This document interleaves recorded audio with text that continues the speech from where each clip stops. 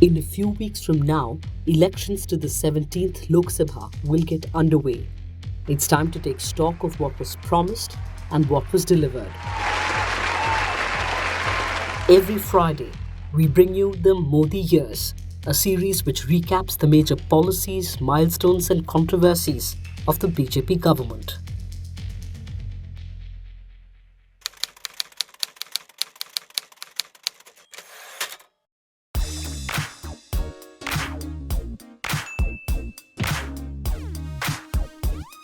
It's Friday, March 22nd. The judiciary was hardly a topic of discussion during the run-up to the 2014 Lok Sabha elections.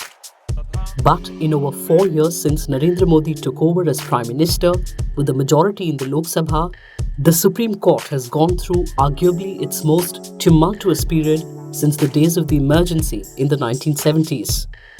At the heart of the debate was the question of judicial independence, with a string of controversies that began in 2014, culminating in the unprecedented press conference by 4 senior judges in January 2018.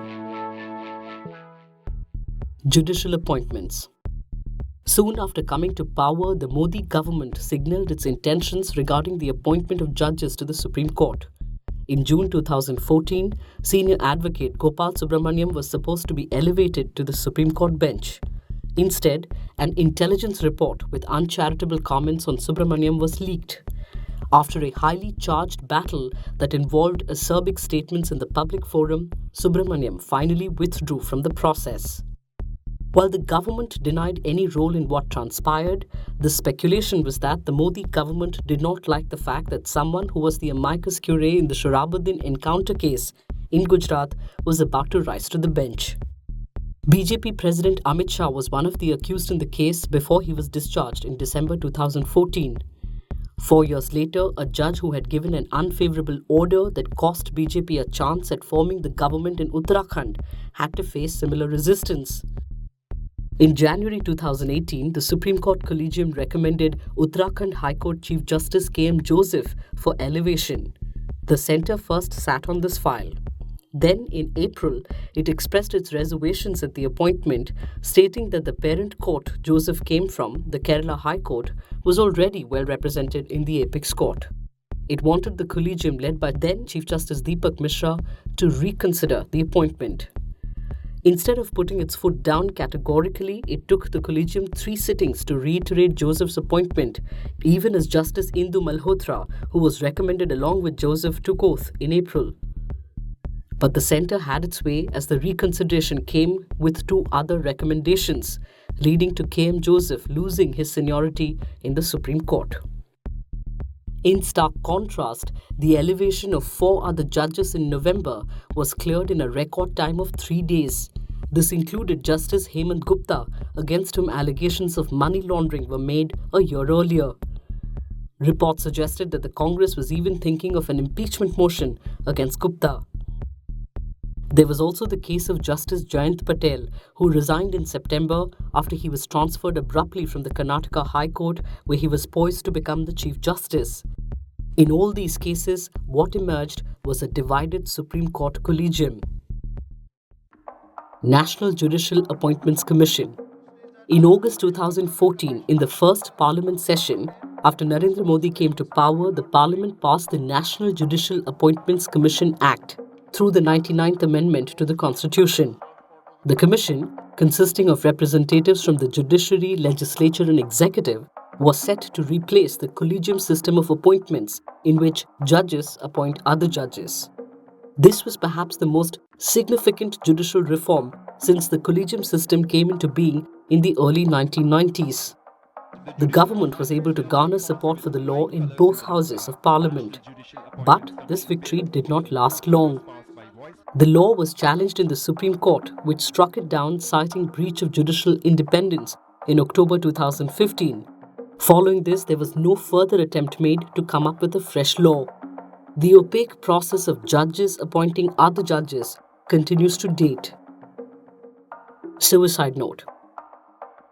While the judiciary and the centre were locked in a battle of independence, the curious case of a suicide note by former Arunachal Pradesh Chief Minister Kaliko Pull rattled the precincts of the Supreme Court in early 2017.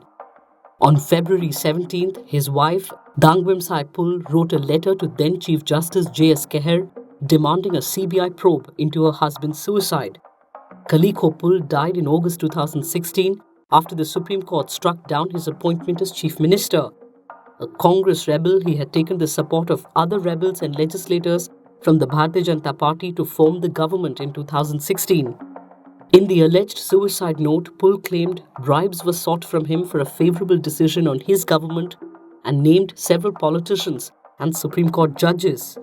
Instead of taking an administrative decision on the letter which named Supreme Court judges, the wife's letter was converted into a petition for judicial hearing.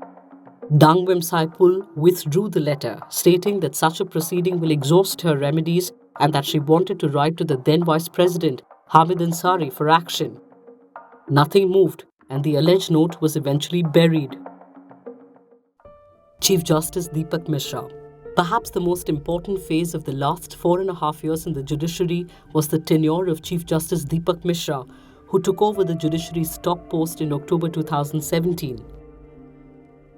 In September 2017, the CBI named former Odisha High Court Judge I.M. Kudusi in an FIR in what has been called the medical college scam. He was arrested, then released on bail. There were allegations that attempts were made to bribe Supreme Court judges for orders favouring certain medical colleges on approvals from the Medical Council of India. This led to a public interest litigation in November, which came up before the second senior-most judge, Justice Chelameshwar. The bench directed the matter to be placed before a 5-judge bench. However, Chief Justice Mishra put together a larger bench and struck this order down, asserting his position as the master of the roster. While this was happening, a case that would lead to open revolt by several judges came up before the Supreme Court. A petition demanding an investigation into the death of former Maharashtra Judge B.H. Loya, who was at the time of his death handling the Sohrabuddin Sheikh fake encounter case, led to the press conference that split the court down the middle. On January 12th, Justices Chelameshwar, Ranjan Gogoi, Madan Lokur and Kurian Joseph addressed what is still known as just the press conference, an unprecedented occasion in which top judges were directly addressing the media, accusing the Chief Justice of failing to uphold the independence of the Supreme Court. Two important points were raised. The first was a question over the memorandum of procedures for judges' appointments. The judges questioned the rationale of a bench asking for the memorandum to be finalized when this had already been completed in March 2017.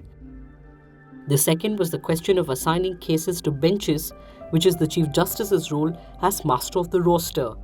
The letter said cases had been assigned by going against convention. When asked if the assignment problem involved the allocation of the petition seeking an investigation into Judge Loya's death, Gogoi answered in the affirmative. While the press conference did lead to a portfolio-based roster system for assigning cases, the Loya case was eventually dismissed in April by a bench led by Justice Mishra, who retired in October 2018. Chief Justice Mishra also had to face the prospects of an impeachment motion in Parliament when the Congress gave a notice to Rajya Sabha Chairman Venkaiah Naidu in April after its attempts to stall the hearing of the Ram Mandir Ayodhya case failed. Naidu refused to admit the notice and thereby avoiding an embarrassment for Justice Mishra, who would have been the first Chief Justice in the history of independent India to face an impeachment motion. Chief Justice Mishra retired in October 2018, delivering a slew of judgments that included the striking down of Section 377, allowing entry of menstruating women into Sabarimala, and upholding Aadhaar.